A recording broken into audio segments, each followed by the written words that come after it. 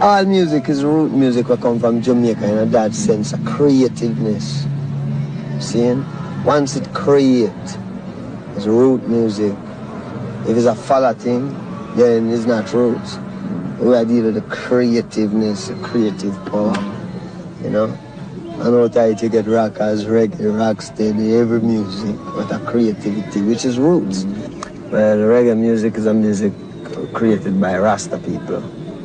And it carry earth force, a people rhythm, like people, you know, it's a rhythm where people working, people moving, you know.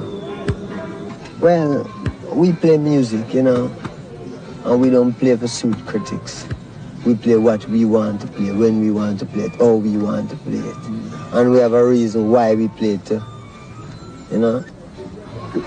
Yes, it is necessary to understand the lyrics, you know. It have meaning too, you know. But it's because some people understand the words, you know. Some people never go through them situations, so.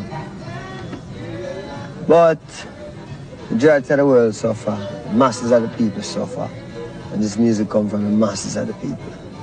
You know, it don't really come from up class.